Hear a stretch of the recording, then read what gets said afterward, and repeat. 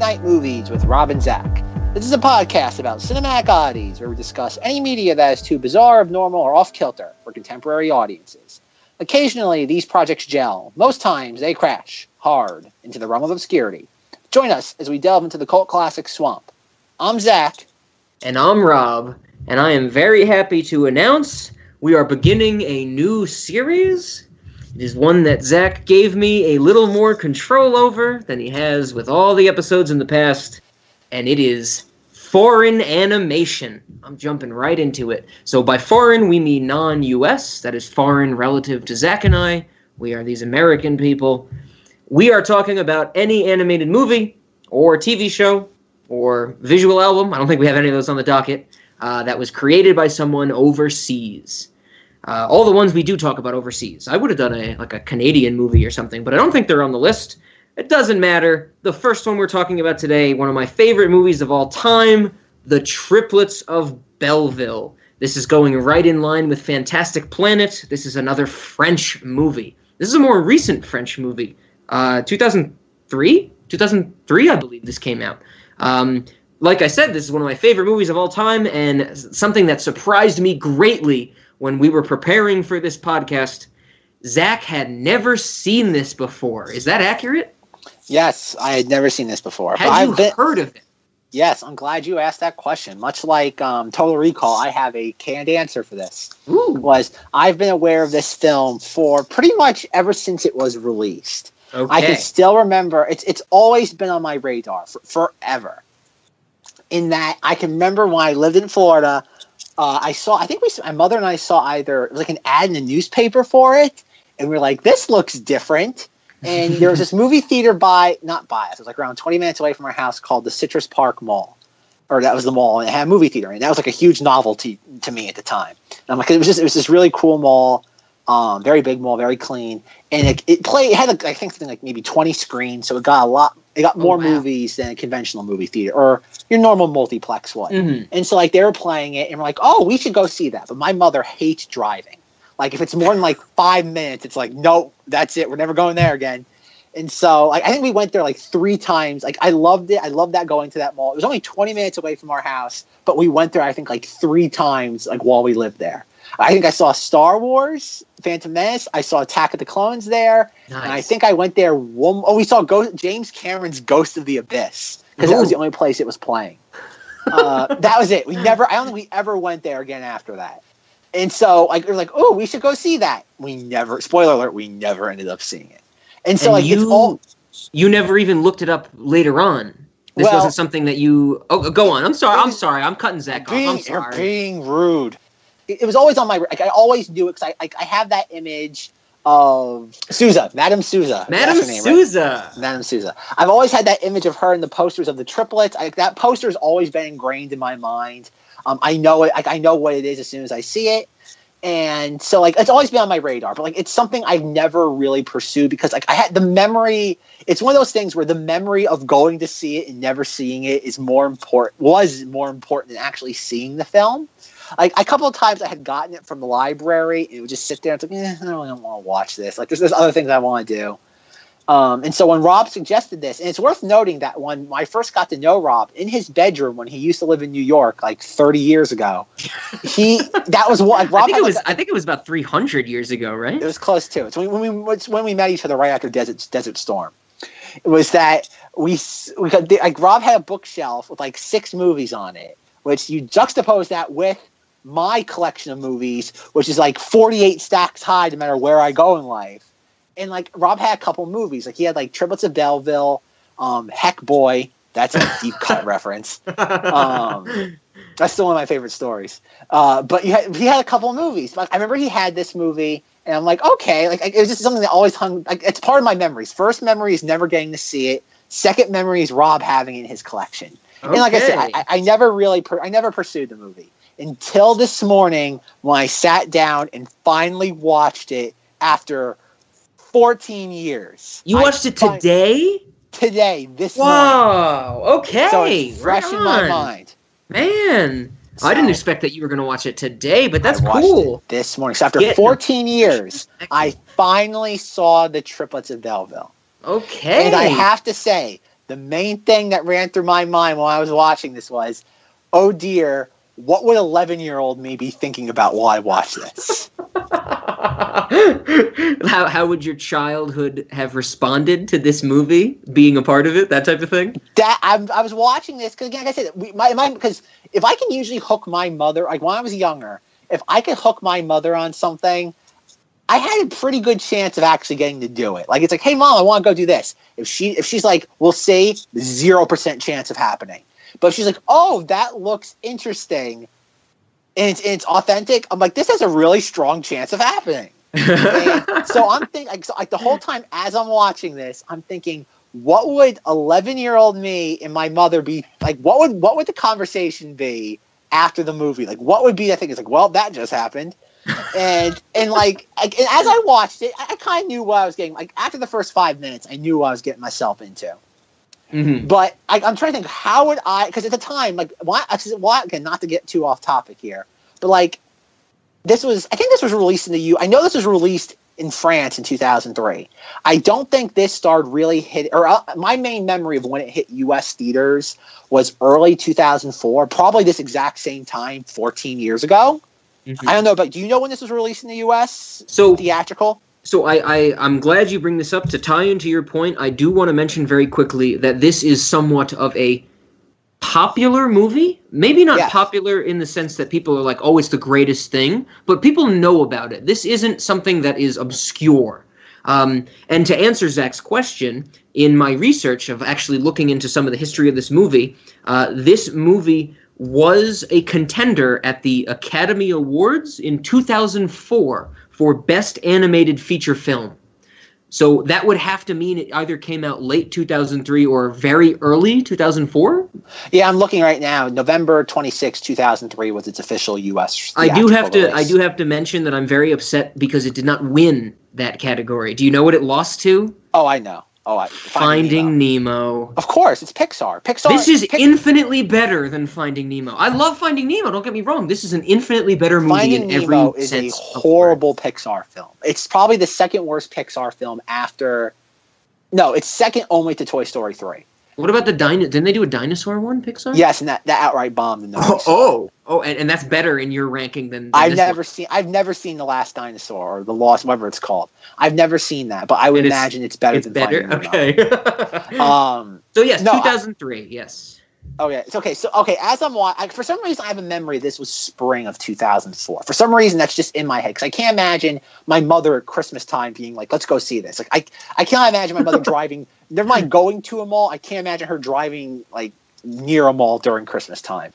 I'm trying to think. Like, I'm trying to go back in time and think about like what was I watching during the spring of 2004. And I remember quite vividly what at that time period of my life was very memorable for me because I was right as I was about to move to New York. Okay. So I kind of savored those last few moments of Florida. And I remembered exactly what I watched during like the spring of 2004. Is savored the right word for last moments in Florida? Yes, it was. Really? Yes, it was. Savored? Yes, trust me. I could do a multi-layered podcast about Zachary and his affinity for Florida. It's like I'm trying to figure, not to get really, really off topic, but I'm trying to figure out what it's not fetish is sexual, but I think it's the word is idealized. I think I've idealized my time in Florida so much that I think in a weird way, like everyone says like, oh, if you build something up so high, there's no way it could ever properly satisfy you. I think I've gotten to a point with Florida where I've built it up. I see it as my only salvation to happiness in this world. We're doing deep cuts right now. I'm not even joking. But I think after so many years of just looking back at that time period in my life, I think I've actually built it up as the only salvation I can ever have of being happy. But What? But it's not a fetish. Your only salvation in being happy is non-sexual. No, but it's not sexual. But it's not, I don't know. It depends on your definition of a fetish. If you present me with a definition of fetish that does not have any sexual undertones to it, then maybe. There probably is a definition of fetish that doesn't involve sexualizing something. Yeah. I'm talking about your definition of fetish. Like you personally are separating the idealism of your love for Florida from sexual aspects. That's what you're saying. Well, that's okay. And I guess that definition would be idealizing something like the like I said, a nirvana, so to speak, like a nirvana bliss, for lack of a better term. But that's a podcast for another day. That's the semantics podcast, where we define words based on how we're feeling right now. But I would get behind that podcast. I hope I get to be a host of that podcast. Oh dear Lord! That's after this transitions from the Savu podcast to the what was it? Who else were we doing? Oh, Joe Dante podcast. Then we're going to do a semantics podcast. Okay. We're just going to keep transitioning.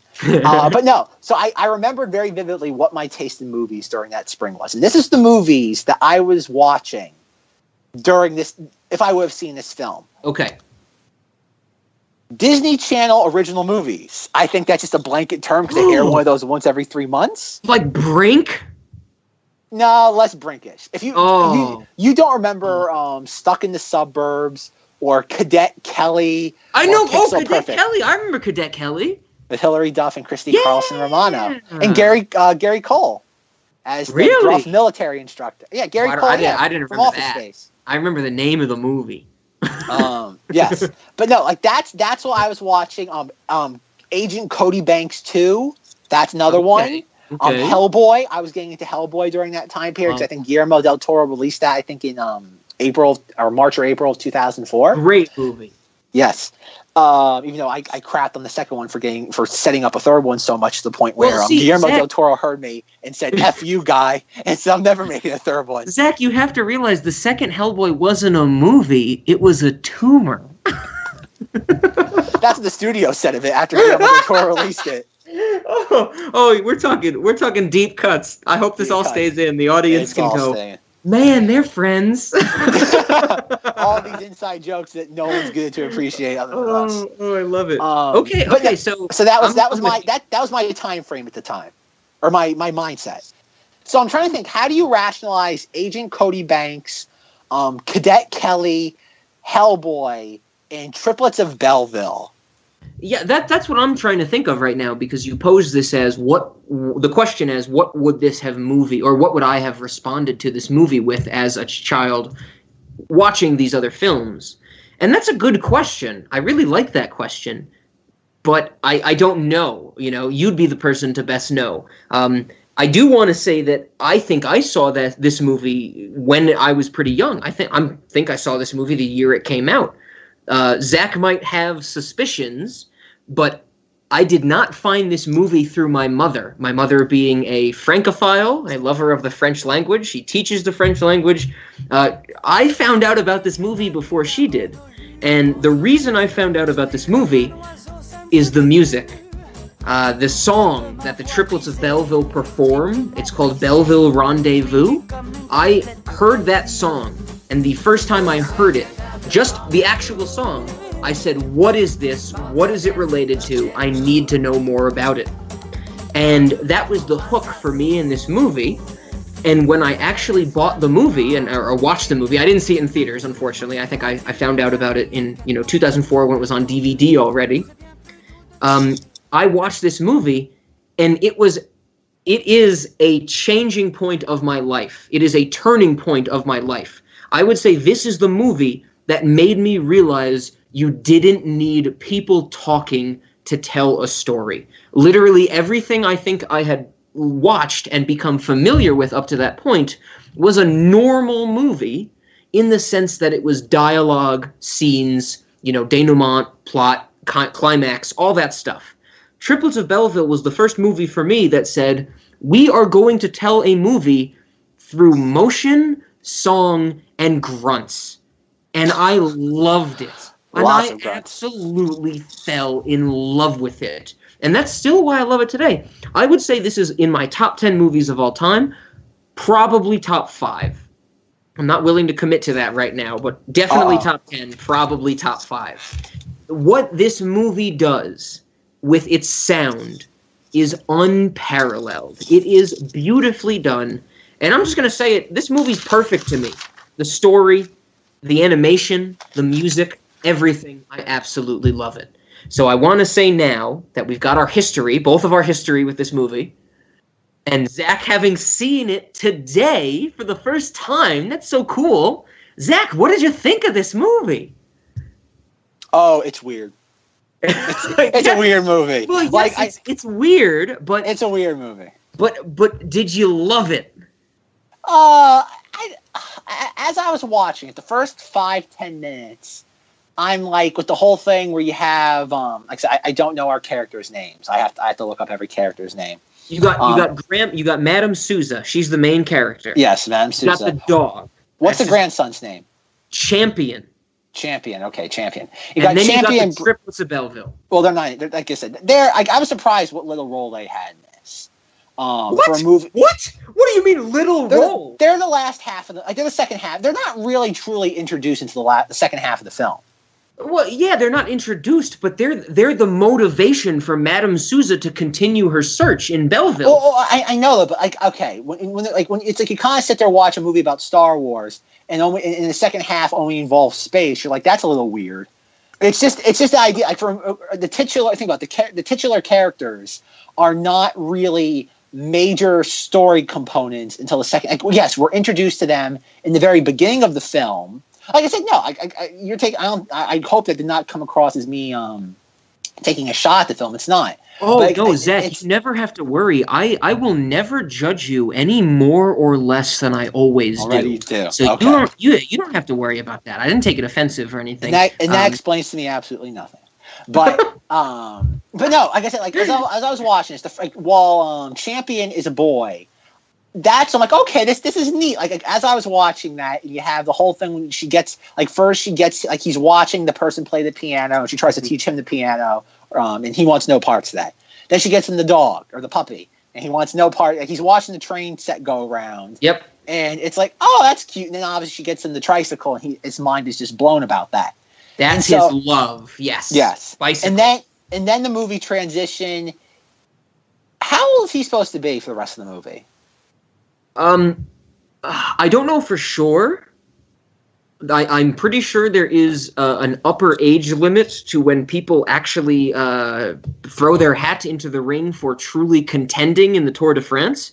Like, I don't think there's an age limit on the Tour de France, but that's a main part of this movie. Champion is training to partake in the Tour de France. So I would think he is 28. In the research I did, yes, the research that I did about full-time cyclists and professional cyclists, that's kind of their prime age, is like the mid to late 20s. That's what I found. So that's what I've always assumed for his character. I figured he was maybe 9, 10, and then... well, there's no way, because the dog couldn't be 20 years old. Okay, well, here you're getting to the point where it doesn't matter. The dog is alive. The dog is his companion. He's ageless. Well, okay, but how I was interpreting it, like I said, no. But anyway, you have the jump in time, and you see a very distorted and, in my opinion, jarring body physique of him with his distorted calves. Yes. And thighs. Man. Like, and at that moment, the movie turned me off to a certain degree. What? Because, like, no, not completely. Okay. But it was that moment where it was like, okay, it went from being like a cute little French animated film, to like, oh, they're going again. Like I said, and it's all preference. It's all a matter of what the artist wants to do. To each his own. Yes. But it's that whole idea of, okay, it looks distorted and it's intentionally grotesque. And on a personal level, I don't like that, because I don't like the body being grotesque. That goes back all the way to my thing with the Elephant Man. I just don't like that. It's a turn off. Yes. I just don't like them. Like, and never mind. Like, obviously, his body again. It's all intentional, so it's not like it's any sort of fault in the animation. So you're saying that you just don't. You are turned off by the idea of viewing physical deformation. That's just not your cup of tea. That's not fair. My cup of tea. No, that's fair. But I do want to make the point about this movie, that this movie, its animation and its art style, people look differently based on what they do. Like, all of the bicyclists look the same. They look deformed, and they don't look like regular people, but they're all drawn in the same way. All the mob bosses are drawn in the same way, very differently from all the other characters. And while they don't look human, there's this weird kind of, what you do with your life defines who you are. And they're kind of turning the tables, because it's not like, here's just your physical appearance and you do what you do with your life. It's more like, this is what you do with your life and it forms your physical appearance. And that's one of my favorite aspects of this movie, that it takes that stance. That's a really interesting viewpoint for me. Yeah, like I said, obviously that is, I didn't think of it that way until you just brought it up, though. But yes, between the mob bosses, the henchmen, the cyclist, the people, the citizens of Belleville, which is a parody of America. Clearly, a very ham-fisted parody of America. Their parody of the Statue of Liberty. Yes, it sucks that we don't have a clip for this for our audio podcast. But there is a parody of the Statue of Liberty in this movie, where it is a very obese woman holding a torch and a cheeseburger. Of course. Well, like I said, in a very cynical sense, it makes perfect sense. Yep. Even the ships, the boat, the ships are like, I looked at them like, Jesus, what the hell is that supposed to be? Oh my God, I'm excited you brought this up, because I would have brought it up. This is actually one of the points on my notes that has a star next to it. Wow. Out of everything I've ever seen in my life, I'm a huge fan of animation. I do my own pencil artwork, so I really love looking at other people's animation and getting into the details of it. The Triplets of Belleville has the greatest animated ships of anything ever. This is the best rendition of a ship in all of history. Nothing will ever top this, Zach. I'm so glad you're bringing it up. Is there even a very distant second or third? No.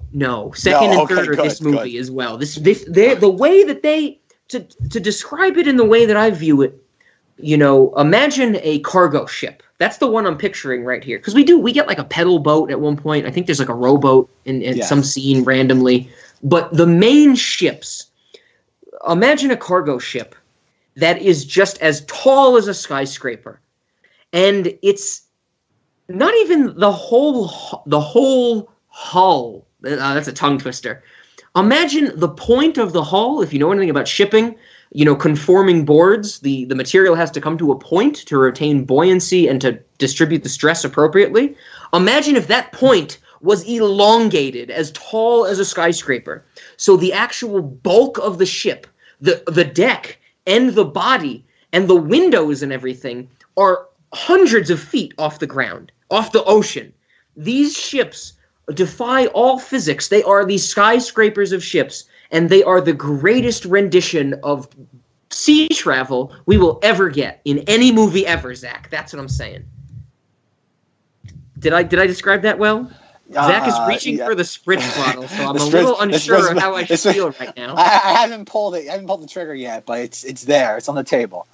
I've never heard anyone with such passion describe their love for an animated boat before, but they are beautiful. This movie, I'll just say it off the bat, this animation has had such a huge inspiration on my own style of artwork. And that's another reason I appreciate it so much, because it did so much to me in terms of sound, in terms of visuals and things like that. And Zach's just saying it's weird. When you compare it to what you would expect. And there's a lot of things in this movie that, like I said, certain aspects, like, yes, the people are all, maybe other than Madame Souza and the triplets, all the people are grotesque looking. I think that's fair to say. No, I wouldn't say grotesque. I would say deformed. I do not find anything in this movie unpleasant to look at. I actually find this movie very aesthetically pleasing. Granted, there's a caveat. I also enjoy the sound of nails on a chalkboard. That does not make me cringe. That actually makes me like it. I like the sound of static, and so things like that. So I'm not saying that this is an opinion that the common man should take, but nothing about this movie turns me off. I really enjoy watching it. Once again, we disagree. No, like I said, it's just, but you have to admit, though, the animation style is trying to be non-conventional. Yes, it is. It is purposely exaggerated for plot devices, I would say. The point I brought up before. It's trying. All the characters look a certain way. Yes, it's trying to get characterization of Americans, or as I read online, apparently it's a mix of New York, Quebec, and Montreal? Montreal, yes. There's actually a shot in this movie For the audience and for Zack, maybe, I lived in Montreal for a little bit, for about a few months, and there's a shot in this movie where the wine building, the French wine center, looks almost identical to a building that I was very close to in Montreal. They didn't have a pillar wasn't made out of a wine bottle, but it looked very similar, the architecture style. So yes, America and Canada, kind of the southern Canada. Yes.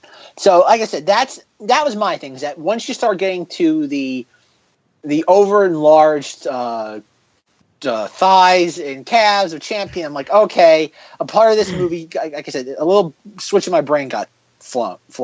Okay. Or flipped. Okay. And I'm like, okay, I enjoyed it. Like I said, I was much like Fantastic Planet. I was thoroughly engaged. Good. I was engaged. Like I said, I was not. I would think I'd say I was a little disappointed. I was expecting something a little bit more conventional, maybe a little bit more cutesy, so to speak, not Minimus and Maximo. But I did expect something along the lines of a little more conventional, just based on the poster. Because the poster, everything does look. But again, Madame Souza is meant to look very soft. She is probably the least jarring-looking character in this. Mm-hmm. And I think that's, like I said, I think easily between the deformed thighs and calves, I think the henchmen, them alone, a lot of I think some of their actions are just straight up surreal. Okay, so yes, we do have a scene where the henchmen are portrayed as boxes. They have perfectly square shoulders. They all look identical. And we do get a scene where two henchmen literally walk into each other. Like they press their faces against each other, and then both of them turn to open up into one direction. It is very surreal, yes. And I think that's the only moment in the film that is really surreal. Other than that, it's a very realistic sort of universe that they're living in. Outside of the boats. Yeah. Let me rephrase that. Yes, you have the giant boats that obviously couldn't sit there, exist in that sort of capacity. And then at the same time, you also have Madame Souza with the dog paddling across the Atlantic Ocean, and her using Bruno as a spare tire. Like, no, like I guess I might have to retract that statement now that I said it. Yes, that's a good point. And the house that's tilted like a 80-degree angle. Oh my God, that is one of my favorite things in all of cinematic history.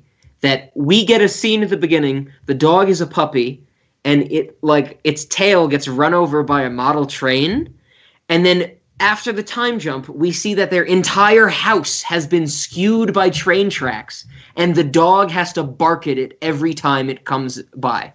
And not just there. It's anytime there's a train, he has anytime there's a train, yes. But I love that fact. I love the fact that this train, which so nuancedly inconvenienced this character at the beginning, has now entirely skewed their place of residence. That is a beautiful connection to me over a time jump. Love it.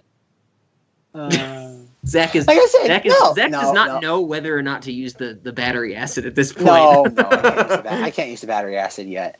Not when someone loves something. I can't take the battery acid for that. Like I said, it was just I experienced it. I mean, it's like anything in life. Usually the first time I watch something, especially something like, there's only a few things left in my life like this, where it's something I've been building up for over 10 years. Yeah. And I finally got to experience it. So it's kind of one of those things where I would imagine, as I was watching it, I kind of, as I was growing, like I said, the main way I viewed this was trying to look at it under the lens of would I have appreciated it when I was 11 years old, which I think the obvious answer is no. I think at that age you really can't appreciate art, which is what this is first and foremost. I think it's art first, and then it's probably entertainment a close second. And as I was watching this, as I was watching this, I just kept trying to think, because one thing I always did when I was younger, I was always in competition. And much like the comment about my cousin, this is getting bleeped out as well, is with my nephew, was that we were always, it was very much a low-key conflict, but we were always trying to amass a bigger, movie collection than the other. And his parents, just bought movies all the time. I remember I'd go over to his house, and they'd have movies, in shrink wrap, all over the place. They just would buy movies and just never watch them. Oh, so they would be, unopened packages. Yeah, kind of you buy it from Walmart, because they went to Walmart all the time. Okay. And they just, I guess, and my nephew, again, him and I always had, we always were competing with each other over things. It's because of him I got into Yu-Gi-Oh! And I ended up just taking it over. Like, he got into it first and then, like, introduced it to me. And I just went, like, balls to the walls with it and just blew him out of the water just with how much I got into it. But, like, his parents were always, like, and plus he was, like, the definition of a spoiled brat. Like, he got everything he wanted and then some. Where obviously I was much more restrained. So, like, I remember, like, this is a little bit more context, and this does fit into the time period. I remember after I came out of the Matrix Revolutions at age 11, my mother, like, hated it, and I wasn't that thrilled with it compared to the Matrix Reloaded, even when I was 11 years old. And my mother was like, "What'd you think of it?" And I deliberately said, "I really liked it," because even though I wasn't thrilled with it, I wanted the DVD at the time. So I knew if I said I didn't like it, she remembered that, and when I wanted it come, like, 5-6 months later, I'd be told no. So, like, I would say something like that, and so I again, thinking back to that same story again, I'm putting myself in my mindset, and I'm like, would I have, after we watched this 6 months later, would I have asked to buy this? And I don't have an answer to that, because, like, that's like one of my what I've always done over the years is, like, if I liked a movie in theaters, even slightly, I always try to buy the DVD or the Blu-ray, so, like, I have it in my quote-unquote catalog. So, like, one of my favorite stories with my mother, this is getting really off topic, is that once we were watching, as Rob remembers, The Ghost Rider with Pierce Brosnan and Ewan McGregor. We were watching that on Showtime. The power went out during the last right after, spoiler alert, Pierce Brosnan is shot. My mother had the exact same reaction, and she's like, "Oh!" And I'm like, "Wait." And I went into my room, pulled out the DVD, and I'm like, "I got it." And, nice. And that's why I always, anytime I like something, even if I'm not overwhelmingly thrilled with it, I like having it in my catalog. And I still don't know whether I would have done that now. I mean, then, excuse me, if I would have done that then. Because now I've kind of backed away from doing that because movies are expensive and I'm running out of, not expensive, but I'm running out of space to put things. So I have to be a little bit more selective in what I purchase. So, like, maybe that's bleeding into my thinking of this movie. I know infinitely much more about movies now than what I did when I was 11. Like the 11-year-old watching Agent Cody Banks 2, Frankie Muniz in London. I don't think he could have appreciated this the way I'm appreciating. Even if I'm not thrilled with this movie the same way Rob is, I think I will appreciate this movie immensely more than 11-year-old me would have. So, like I said, but I do think I don't know, the same reason why I'm a little turned off to the grotesqueness of the character's design, with the exception of the triplets in Madame Souza. I don't know if maybe I would have responded to it more back then, because at that point I wouldn't. Again, this is pre-Eraserhead. This is really pre-Elephant Man phobia. So maybe I've actually would have responded to it more then. Okay. Well, to respond to your point, which I completely understand, I think you made a really good argument for how you think you would have responded to this when you were younger. I said it before, but I have to say it again. We're disagreeing. I saw this when I was young, and it changed my life. Like, this was a big thing for me, and music and visuals. But we don't have to harp on that too much. That's a really good point that you made, that you brought up. I do want to ask you about the artwork, because you mentioned that in your response as well. The grotesqueness. I'm doing air quotes because I don't think it's grotesque. Rewatching this in the many years and the many times I've rewatched this, there is actually one animator that I think did not work on this project, but I find very similar. And that animator is John Dilworth. You may know him. Oh, God. He is the creative scary. force behind Courage the Cowardly Dog. Oh, God. He's the last person anyone should have given a children's TV show to. Well, spoiler alert, that's one of my favorite television shows of all time, and we're going to talk about it on this show. The more I have no idea how okay, I know we're going to talk about Courage eventually. There might be an entire series devoted to Courage. There's a Christopher Walken robot in one of the episodes. I was so worried what others would think of me. I stopped believing in myself. I don't want to destroy things. I want to whittle reindeer. I don't doubt that at all. That show is terrible. Like that show. There's a Sean Connery snowman. It was inevitable, but I'll create a new frozen home where I can keep cool thanks to my ingenious invention. Goldfinger, you're the one with the minus touch. And sadly, that's one of the least scary moments of that show. No, that man should not have been allowed anywhere near Cartoon Network. They should have kicked him out of the building and put a restraining order against him. Zach and I disagree on this, of course, but really, what do you think about that comparison? Do you see similarities between this movie and Courage the Cowardly Dog and the animation stuff?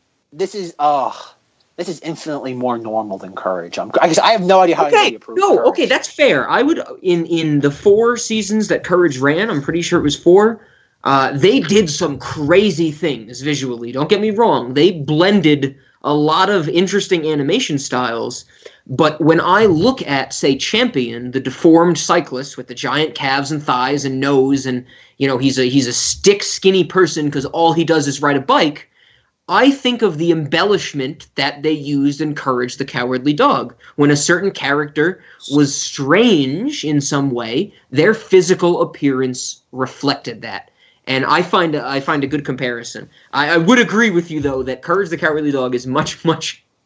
Courage the Cowardly Dog might actually be grotesque. I might agree with you on that one. You make a good point. Embellishment might be the right word. I would say for this, it's embellishment borderline on grotesque in certain circumstances, because the Belleville residents are, I think, meant to be grotesque. They are meant to be unsettling. They're meant to be they're meant to look grotesque, for lack of a better word. Mm-hmm. Okay. But no, Courage is scary. I loved Courage growing up. That was kind of like I know back in the 80s people had like The Never-Ending Story, In the Dark Crystal, and Return to Oz. Like that was like early 2000s Courage for like our generation. Yeah. Courage is scary. I still have no idea how any of that got put on the air. I watched it. I had nightmares. Once again, Zach and I are different people. I love Courage. I probably grab a few episodes of Courage every week and watch them. I'm not surprised, and that explains a lot. I loved Courage. It was like Ed, and Eddie was my favorite Cartoon Network show at the time. Okay. I loved watching Courage. I think in some of those first season episodes are fantastic in exercise of trying to scare your audience out of the room in a very comical way. But it's tangent. I don't want to discuss the Courage series, which is obviously inevitable at this point. Oh, yeah. But yeah, no, Courage, that's a good point you bring up, though. I'm going to say less because I think this is art. The grotesqueness everything in the film has a purpose. Mm-hmm. Nothing is arbitrary. John Dilworth is a pervert and a sick man. John Dilworth is a genius. No, John Dilworth shouldn't be allowed near a children's cable network. No. We need more. He needs to work on Sophia the First, Zach. We need more of that. Absolutely not. I'm glad that nobody's giving him any more money. If someone wants to give him money to do weird crap in his basement, by all means. But I'm so glad no one's giving him money when it comes to children's entertainment. But no, and that's again bringing back the point you brought up, though. But yes, I think the grotesque animation and embellishments are there for a purpose. Yes. Like I said, certain elements are meant to be surreal on purpose, like the boats, the henchmen, things like that. Even like the Champion's fellow cyclists that are genuinely spooky to look at sometimes with like their protruding jawline. They're wheezing. Yes, they're out of breath constantly. Yes. So no, like I said, I think this is a very well-made film. I think in a just world, this probably would have won the Academy Award over Finding Nemo. Like I said, but that's never going to happen. It's Pixar. Pixar runs the tables. I know. We have the movie that won has a scene about touching a butt. I know what that is. Oh, Sandy Plankin saw one. He said it was called a butt. Wow, that's a pretty big butt. Oh, look at me! I'm gonna go touch the butt. I'm gonna touch the butt. I'm gonna touch the butt. Yes, it's a great scene. It's hilarious. I reference it almost goddamn every week in my day-to-day life. But Triplets of Belleville is an infinitely better movie than touching the butt. And I agree with you. Like I said, I think I might not have your same level of enthusiasm on favorite preferences in film, but I think if I was doing giving a seminar or a lecture on French animated cinema of the 21st century, it'd be difficult not to include this, or at least highlight it. Right on. Good. I'll accept that. That as much as I've learned in this podcast about how much Zach and I disagree with each other, I will accept that response to this movie. I'm happy with that. Like I said, I think depending on the right qualifiers and criteria, I could see this definitely be someone looking at this as if it were a masterpiece. Yes. I think that's so subjective. You can't place that on someone the same way I'm looking. It's funny. Rob keeps mentioning the fact that like we keep talking about so many of these films. He's like, this is one of my top 5, or at the very least top 10 movies ever. So like 4 years ago, I actually compiled a list of my favorite top 20 films. I actually have honorable mentions as well. Can you tweet this to me? No, it's private. It's private. It's in my diary. It has a little lock. It says no girls allowed. Oh. But I went through my list and I have 20 films. Maybe 2 could be Cinemodities. So clearly Rob and I's genuine favorite films diverge. Yes. What? 2 of them? 2 out of 20? 2 out of 20. What? Can we do that series? Can we do that series next? The Zack's List series? Because I want to know. Can we do two movies out of 20.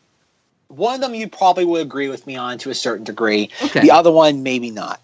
Okay. Well, maybe we'll get there. Maybe I will wear Zack down enough that he will start to share that with us, but I don't think it's happening this episode. Is that fair to say?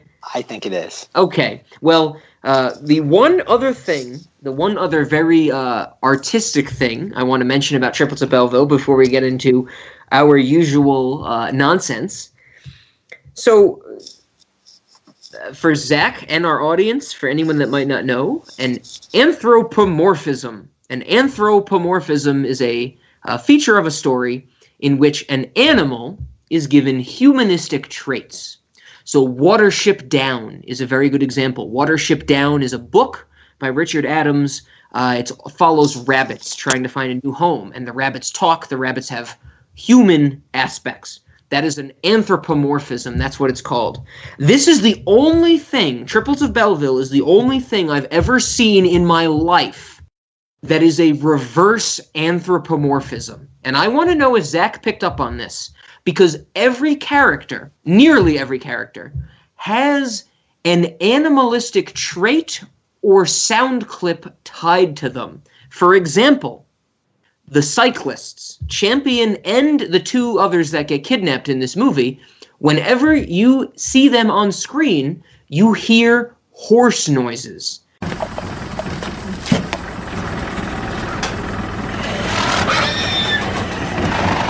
Like they are running a race. That's the point of this movie. Tour de France cyclist gets captured.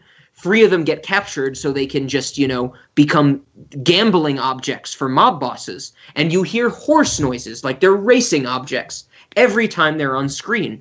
There's a character who is working on machinery, and his whole point is to be in the details. He's underneath this mechanical device, and every time he's on screen, he makes mouse noises.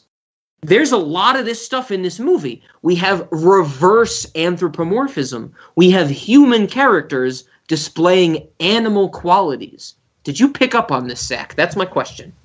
Well, like I said, yes. Like the little mousy mechanic.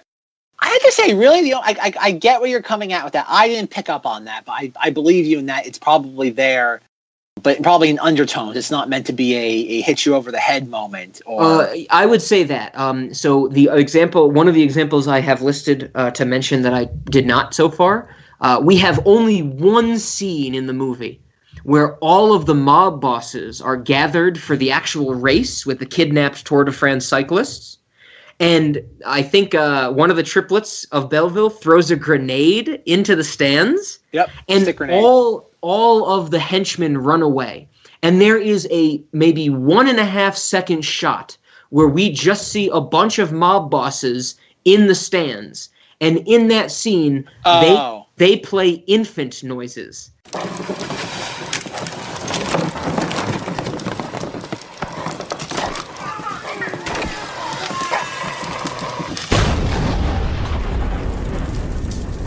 They play baby noises. They actually have cooing of babies. So reverse anthropomorphism might not be the best sense or best phrase, because these mob bosses aren't related to an animal. They're related to toddlers, or infants, I should say, much younger than toddlers. Actually, when I watched that scene, I thought it was much more reminiscent of when again, I don't know the triplets by name, but the one that goes the frog fishing and throws the grenade into the thing. I thought it was very reminiscent of that, in the sense that like these people are frogs, and that she's just sitting there lobbing the grenade into their little pond, so to speak. It explodes, and they sit there, and then, like all their hats go flying in the other direction. That's a perspective I never thought of. It's a perspective I love to get by talking with Zack.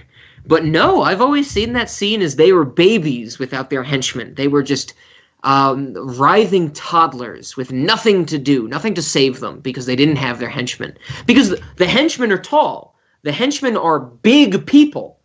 The mob bosses are midgets. The mob bosses are, as big as mice in reference to other animals.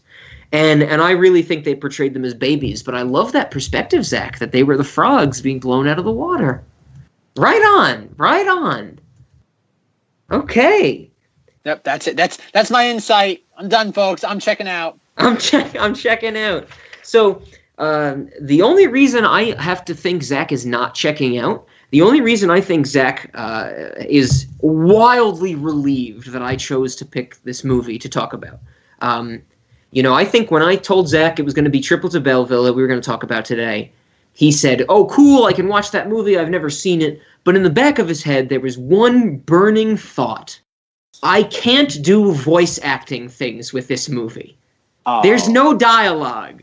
None of the people who voice act are famous. They haven't done anything else. I think Zack is very excited with the fact that I can't talk about voice acting in an animated movie. So I can't. I'm sorry. I'm sorry, audience. I wish I could. I wish other people than the random sound engineers that worked on this movie did voices. But we do have a favorite line. I can give you that. Does that make it a little better, Zack? A favorite line? It will have to do. That one of the only lines of dialogue we ever get in the movie, Madame Souza and the dog go to a restaurant because they're hungry when they first get to Belleville, and the waitress, the morbidly obese waitress, delivers them a cheeseburger, a hamburger, and Madame Souza opens her little coin purse and a moth flies out.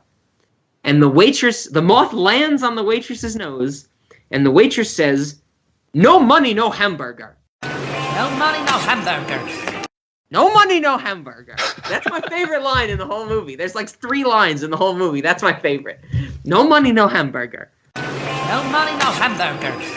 I have been said that in my real life. Someone has physically said that to me in real life. No money, no hamburger. No money, no hamburger. And that's why I love this so much. That's why you love that. No money, no hamburger. No money, no hamburger. Yes, I can relate to this infinitely because someone has actually looked me in the eyes and said that to me. No money, no hamburger. Okay. Well, at least someone's dreams come true, so that's good to know. No money, no hamburger. The hamburgers do look pretty good, though. Oh my God, they look delicious. I would have money. I would have a hamburger. But you don't have any money. What do you mean I don't have any money? Just because you don't have it. I mean, what? I mean, we make what? We made what? 2 cents from this podcast, I think. No, we have no made money 2 for cents. No burger. We have not made 2 cents. We haven't made a cent. Okay, so if I'm buying a burger on the Cinemodities company credit card, it's gonna get denied. That's what Definitely. You're saying. No one's even giving us credit to get the credit card. That sucks. I get more money from my real job than this. Tell me about it. Oh, so that was one thing I wanted to talk about. Well, not one thing. The things I did talk about. The animation. The music. the little blips of dialogue, things like that. What else is there to talk about? I do have some things. Is there anything else left on your list, Zach? Are there any questions you had in this movie? Maybe a story point you didn't pick up on? Well, one anything thing I can wanted to answer ask, you? at the end of the movie when they're pedaling across the bridge, and then we cut in, it's Champion, much older, watching the screen, watching the TV again. And then he turns around and says something out the window, and the movie ends. Yes. Elaborate. So, good question. At the very first scene in this movie is a black and white rendition of a theater performance. And in this theater performance, there are many performers, but one of the acts, probably the main act, it kind of wraps all the others together, are the Triplets of Belleville. That is the first thing we get to see in this movie. They are performing the song that I fell in love with, Belleville Rendezvous. And at the end of that scene, it zooms out from the black and white. You realize it's a TV. And Madame Souza has one of the first lines of the movie.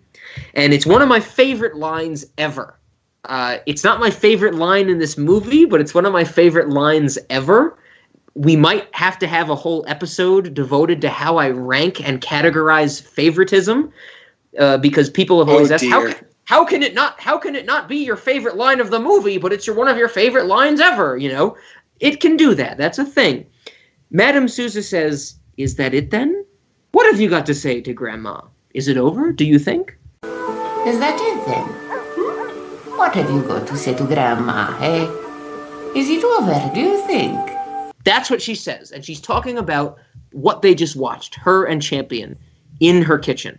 At the end of the movie, the whole story ends. It zooms out to Champion, much older, sitting in the same exact spot, without his grandma, without Madame Souza, and he says something along the lines, "I think it's over." Yes, I think that's probably it. It's over, Grandma. I take that to mean that the entire movie, that's up to debate. We can talk about that if you want. I think the last scene is meant to imply that everything in the movie actually happened, and it was retold to Champion by Madame Souza, and what we got to see was him remembering it as an older man. Does that make sense? Oh, okay. Yeah, I can get behind that. Because his grandma, Madame Souza, is dead. His grandma passed away, unfortunately. She's one of the greatest characters ever. I love Madame Souza, her and Bruno, the dog, but she has passed away, and he is remembering the story that she told when they went to save him, and she met the Triplets of Belleville, these famous performers. And at the end of it, he goes, "I think that is the end. I think that is." And it's kind of a cap on, you know, it is... This is something I love about this movie. It is a very simple, self-contained story. A cyclist gets kidnapped, the grandmother goes to save him and recruits or gets the help of three, dying performers. They're not in their prime anymore. It's a very small, self-contained story, but what I love about it is how they handle it and how they realize that they give it the gravity that it needs.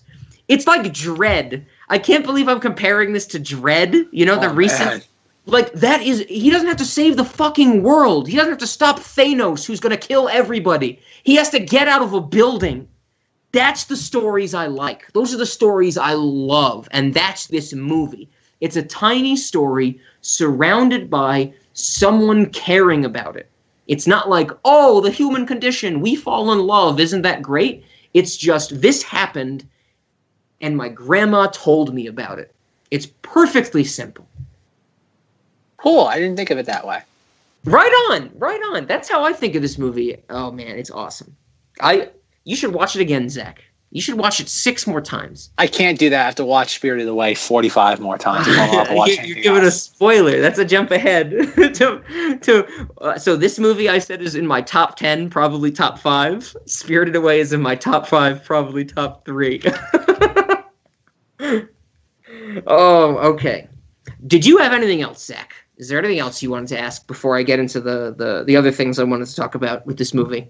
Nope. Go nuts, sir. Okay. Oh, go nuts. Zack is saying go nuts as he has his finger on the trigger for the battery acid spritz bottle. I'll tell you that, audience. Okay. Something that I do want to bring up that I thought was really interesting that I may not have picked up in previous viewings, or at least maybe something that I didn't think about before. Do you think we're going to get a live-action version of this? Do you think there's ever going to be a recreation? This was probably initiated by your thought on Fantastic Planet. Oh, God. You were like, why hasn't anybody remade this? And certainly this was early 2000s. Fantastic Planet was the 70s. But do you think that this could be something worthy of a live-action remake? It's funny. I did think about that while I was watching this. Okay. I was trying to think, like, okay, how would you redo this, or how would you do another iteration of this? Let's say someone absolutely loves this story and wants to retell it themselves. And so I was thinking about that because it is so specific in its design. Yes. I don't know how you could. I guess much how I erroneously said that Marilyn Manson was going to threatened to make a Fantastic Planet live action film. That was Jared Leto. That would be who really should be Jared Leto. Yes. Yes, Jared Leto. Only Jared Leto would be audacious enough to threaten to make a live action film of a very unique looking animated film. But no, I don't see it. I don't think there's enough of a fan base for this. Much like Fantastic Planet, I don't think there's anyone clamoring for another iteration of this. I think it's perfect the way it is. In the incarnation, I don't think you could improve upon it, considering the fact that it's probably the vision of one individual, or at the very least, maybe a handful. Mm-hmm. And on top of that, like I said, I think if someone truly loves something, they wouldn't feel they have to redo it. I think if you love something, you love it the way it's in, you don't think you can improve it. Or if you did try to sit there and do something different, you'd be creating faults, not improvements. Okay. Sure. Okay, that's a fair point. Unless you're Jared Leto. I can imagine Jared Leto threatening to remake anything. I can imagine at this point he'll threaten to remake anything if he wants to do it. There is a certain type of person where when they encounter something that they love, they feel that they really take to heart that, what is it? Oh, God, I'm losing the... Blank is the best form of flattery. Impersonation. Imitation, yes. I think there are some people out there who, when they really love something, they feel they need to recreate it. Thankfully, no one has felt that way about Fantastic Planet or Triplets of Belleville yet. The question I would pose to you, Zack, that I thought was interesting that I had on this time through, and seeing as you saw it today, so it's fresh in your mind, if there was a live-action remake, if there actually was a live-action version of this movie, and you were given the choice, you could play any part in this movie, what part would you want to play? That's the question I have for you. That's oddly specific. I mean, yes, but you can keep saying that phrase in this podcast, or you can just accept that is me. I am oddly specific. But yeah, do you have any ideas? Because when I rewatched this, I had this thought in mind, and there's two characters I think I would love to have the opportunity to play. I don't know. I don't. Do you want me to give my answer, and maybe you can think about it? Okay. Sure. So the first character, probably my first choice, if they gave me a little list where I could rank my choices for who I wanted to play, the first is the waiter of the Baroque Cabaret, where the Triplets of Belleville and Madame Souza play their song with their household instruments. Mm-hmm. So in this movie, I don't know if you picked up on this, Zack, the mob boss, the main mob boss who has kidnapped the Tour de France cyclists, he goes to a Baroque cabaret for dinner. He goes to get some entertainment. Yes. And in this scene, we get a waiter. This waiter literally bends over backwards. His spine is a noodle. This waiter literally contorts his body to serve the mob boss. If this is not the greatest use of animation to embellish a character, I don't know what is. This character makes a U shape at one point. He literally bends over backwards for his clientele. I would play that character. I would love to play the waiter because it's so subtle, it's so detailed, and it's so meaningful. When you realize it, that scene actually sets up how important the mob bosses are and how much power the French wine center has. That would be my first choice to play in the live action of this movie. I would do yoga and stretch exercises for years to be able to contort myself how this waiter contorts it for the sake of this movie. What do you think, Zach? Did you expect me to say that? No, but to be fair, if I had thought properly, yes.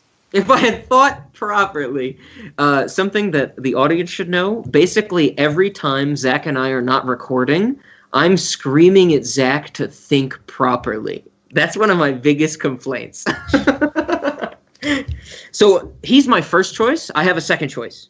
Okay. The second choice, if they actually had a contortionist, someone who could pull off the bending better than I could, I would like to play the odds keeper, the person who runs the chalkboard during the Tour de France mob boss betting race. This is the character that when one of the cyclists runs out of breath and falls off the machine, he shoots in the face and then crosses off their odds on the chalkboard and keeps going. I would play that character. This is also the character that gets hit in the head with a frying pan by one of the Triplets of Belleville when they're making their big daring escape. Once again, I'm very upset that we have an audio podcast. There are multiple shots of this character's face, the odds keeper. He can't put his lips together. There's no scene where his lips touch each other. He shows teeth in every scene. It's a very interesting animation style.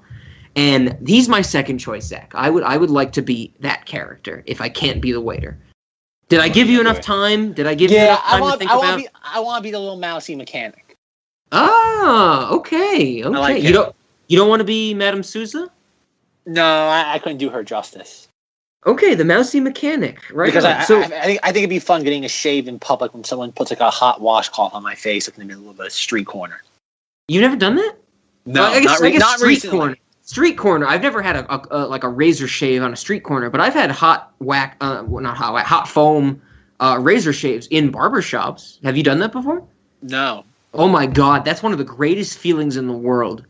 Like a close shave in that spot by your ears where it's like, why the fuck is hair growing that close to my ears? And they can shave it and it's warm. That's a great feeling. I've never done it out in the open air though. You should try it. You should try it. Then. Yeah, you should check it out. So, okay, the mousy engineer. Do you have a second choice? Is that your first priority? No, unfortunately, I put all my chips on the mousy engineer. Okay, Zach. So I don't want to burst your bubble, but I know like what you physically look like. How are you gonna pull off like the 8-inch tall aspect that this character needs? Well, to be fair, I figure they could use CGI. You want to be CGI'd? Well, enhancement, not entirely, but enough to make me look small and mousy. Can you give me an example of an enhancement versus entire? Okay, Avatar. The main character of Avatar, that was a completely different character. Like Captain America in the first Avenger. You're going to super shrink me down. Make me look scrawny. But opposite. They're going to make you look better. Yes. Okay. They're going to make you look better for the role, not scrawny to lead up. I gotcha. Okay, interesting. Right on. So yes, we both picked pretty minor roles. That's pretty cool. Another question I have for you, Zach. Why don't we get Madame Souza cosplay? Why don't we get Triplets of Belleville cosplay? The Triplets of Belleville, you get 3 people of the same height. That's not difficult to pull off. It's fucking like 3 different colored coats and 3 different colored hats, and you're good. Why have I never seen that? I mean, for the audience, I do a fair share of conventions. You know, I love Comic-Con. I love the panels. I love, Gen Con for gaming in Indianapolis and stuff like that. Why do I never see Triplets of Belleville cosplay? Do you know, Zach? Zach, do you know? I do not know. I really don't. I am asking someone who knows less about cosplaying than I do. I don't know why I'm expecting an answer. but audience, come on. Let's do it. Let's do some Madame Souza cosplay. Let's do some Bruno the dog cosplay. Let's get like a dream sequence black and white Bruno the dog cosplay. How cool would that be? Make it stop. Make it stop. Zach, did you realize that the Triplets of Belleville has a post-credits scene? Does it really? Yeah, if you watch it the whole way through, you will get one more scene at the very end. You're telling me Nick Fury shows up and recruits Madame Souza for part of the Avengers? The post-credits scene is the pedal boat rental person still waiting for Madame Souza to return in 20 minutes. That is the post-credits scene. Okay, so earlier in this movie, when one of the amazingly animated ships is leaving France, it's leaving kind of the main area of the movie, Madame Souza wants to follow it, so she rents a pedal boat, but she only has 20 francs, or 1 franc, or something like that. And the guy, the salesman, points out to her that 1 franc only gets her 20 minutes in a pedal boat. And she says, yeah. She's like, she agrees. She nods her head a bunch. She's like, I'm going to have it back in 20 minutes. And as she pedals off into the distance, we get a scene of the pedal boat rental person standing at the beach looking at his watch.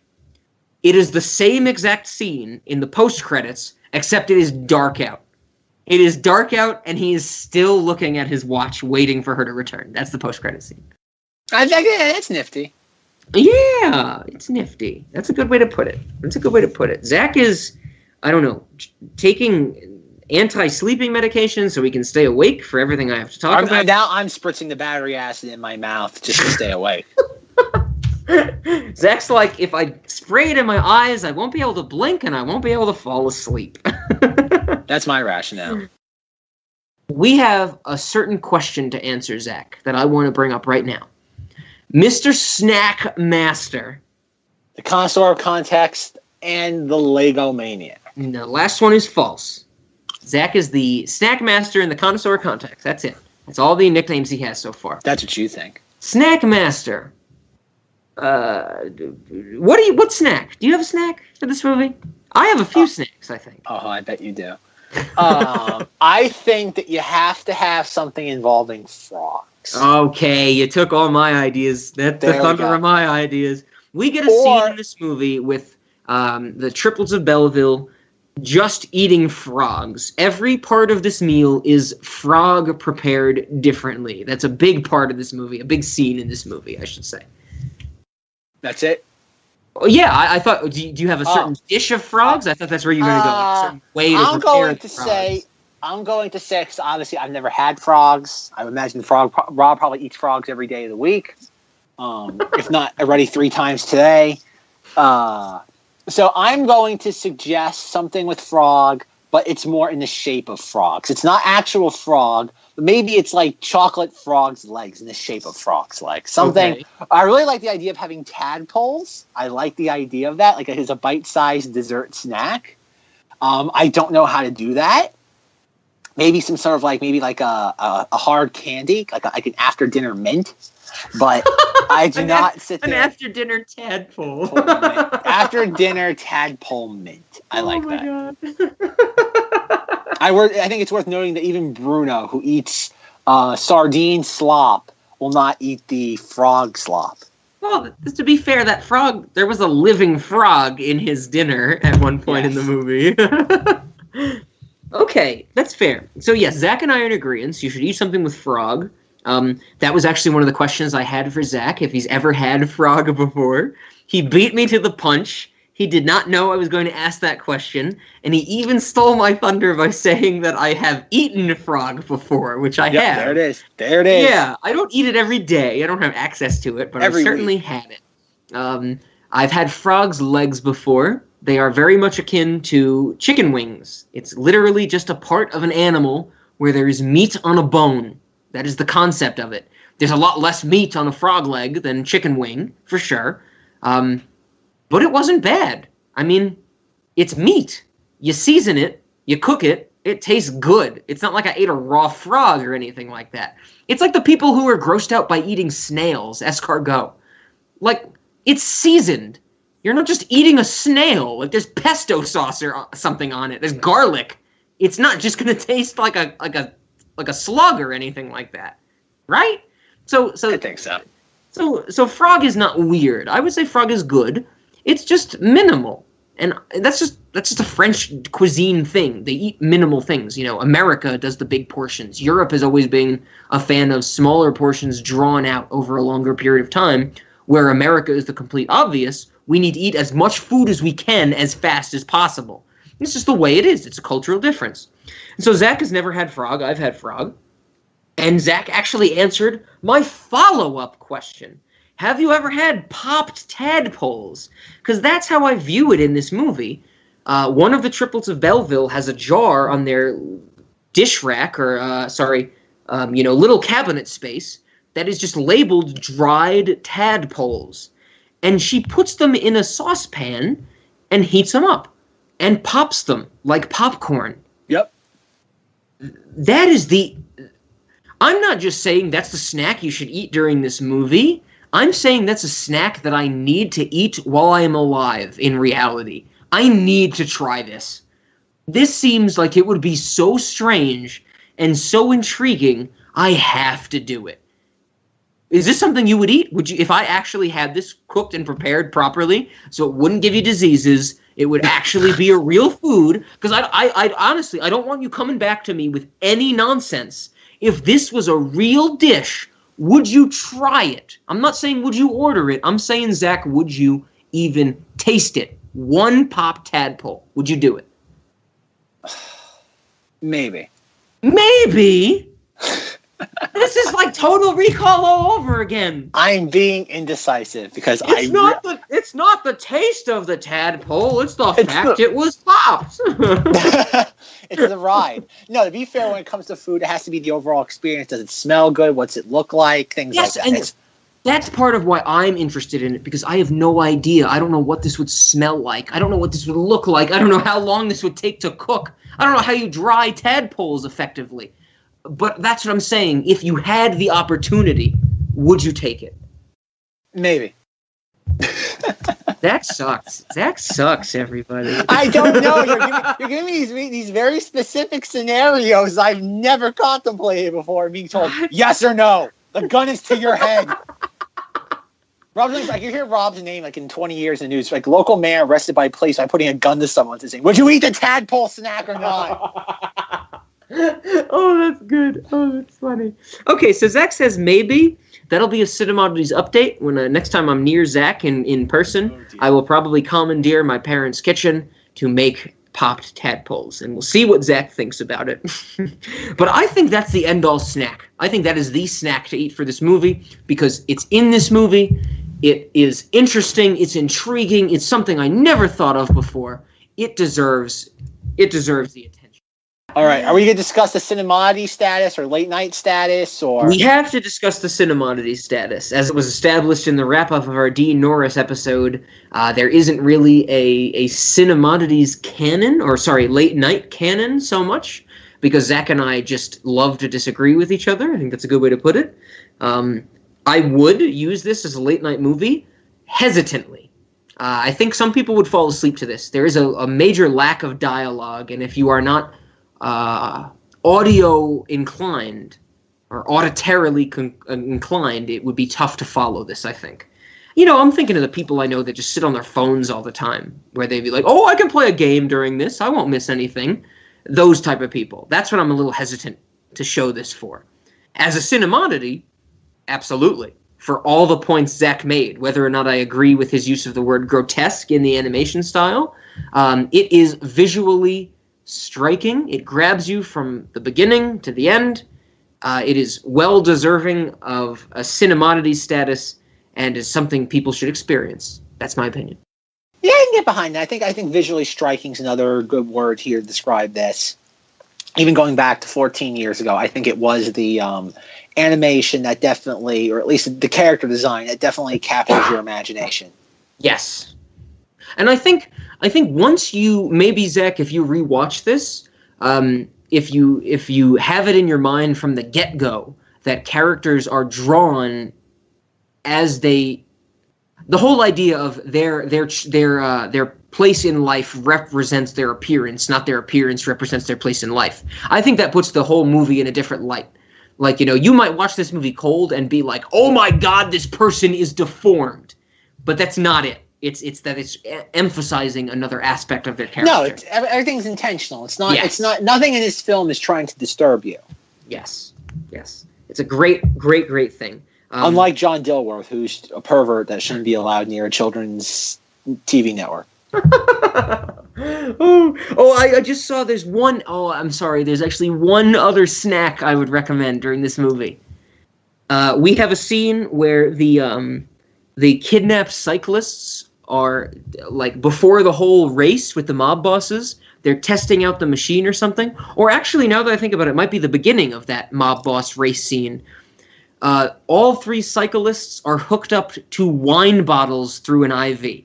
Yeah, I noticed that. That's a good snack. If you can IV yourself some wine, that's just... Zach is probably going to disagree with me, but that's just a good way to live. If you can have a constant stream of wine pouring into your veins, you aren't going to be unhappy. No comment. Zach, that means Zach has every comment. Okay. Every comment. Okay. So Zach agrees with Cinemoddities status. Hopefully Zach grows to love this movie as much as I do in the years since he's now finally seen it. Yep. But I think if there's nothing else to say, Zach, I actually have thought of something to end the episode. Oh? The Gremlins theme played backwards? Oh, you have it half right. I think we should play Belleville Rendezvous backwards. Uh-oh. What do you think? I think we should give it a try. Yeah, why not? You see what it sounds like? We can always go back to the Gremlins theme played backwards. I mean, we can always go back to the N Inferiority Complex theme backwards. I think that's our go back to. I mean, they might suck, but we have a song of theirs. Let's exploit it as much as possible. I think exploit's the key word here. Exploitation. Okay, so Belleville Rendezvous backwards. Let's see what it sounds like.